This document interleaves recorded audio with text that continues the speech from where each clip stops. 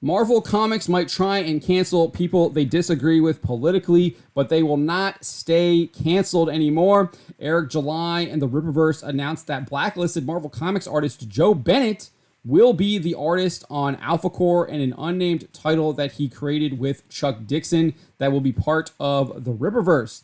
So shortly after surpassing $2 million in sales for item number 2, Eric July and Rippaverse Comics announced that Joe Bennett would be teaming up with Chuck Dixon for the upcoming ALPHACORE book. You might be familiar with Joe Bennett's work on Immortal Hulk. And just to kind of give you a refresher, Bennett was indeed blacklisted by Marvel Comics back in September 2021, with a Marvel spokesman informing Games Radar that Bennett would not be working on, quote, any future Marvel projects, and that he had been relieved of his duties for the then upcoming Timeless #1. His blacklisting, Marvel's blacklisting of Bennett came after Immortal Hulk writer Al Ewing announced he would no longer be working with Bennett after a 2017 political cartoon supporting Brazilian politician and former President Jair Bolsonaro, created by Bennett, began making the rounds on social media. He was accused of all kinds of heinous things for this political cartoon, which I think is just them being disgusting. It's clearly a political cartoon. Lots of political cartoons in this vein, and no one has any issues with it. Ewing made his announcement on Twitter where he first described the political cartoon as reprehensible. He wrote, "There's an image doing the rounds that Joe Bennett drew back in 2017. I won't link to it, but I have seen it, and it's reprehensible. It's a political cartoon, and it's showing Jair Bolsonaro as like a hero and getting rid of like people that are corrupt. Like, come on, get a clue." After a number of tweets, Ewing then declared, "Immortal Hulk is done, but I won't be working with Joe again. If people choose not to pick up my work with other artists in the future on the basis of my handling of this, I understand and accept that. If I've lost your trust, that's on me."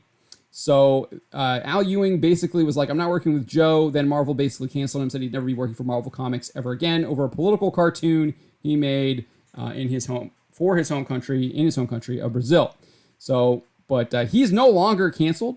He is teaming up with Chuck Dixon, Eric July, and Rippaverse Comics for ALPHACORE #1. There's a video posted to the official Rippaverse channel. In that channel, Bennett says, "Hello, my name is Joe Bennett. For 30 years, I've been making comics for big publishers in America, and now I joined Chuck Dixon, a genius writer, to develop a new comic book, ALPHACORE, a new title with tons of adventures and a lot of action and great artwork. I promise all of you. All of this thanks to the brilliant initiative of the Rippaverse, the new publisher that's changing the course of American comics. I'm proud of being a part of this initiative. Join us in this new era. I'm waiting for you." Dixon also shared the announcement and splash page of Bennett's artwork from ALPHACORE #1. You can see here this character right here from ALPHACORE, whose name, let me see, is Brian Solari, I think is his name. And he's taking on some kind of criminal that looks like has some kind of interesting abilities where he's shooting a gun point blank into his chest, but it looks like there's multiple bullets coming from other directions. So it's unclear if he has some kind of ability to fire multiple projectiles at once and have them come from different locations, or if this guy's getting attacked from multiple different angles by different people. It's definitely a really interesting splash page. A lot going on, a lot of mystery happening here. You're wondering what this guy is up to. Why is he deciding to punch him? You think he probably is some kind of criminal or something like that. But very, very intriguing here. And the artwork looks phenomenal. Looks great. And Dixon had previously detailed that ALPHACORE, quote, stars a team of superhero cops patrol the skies and the streets of Forest Park in search of super creeps, weirdos, and villains.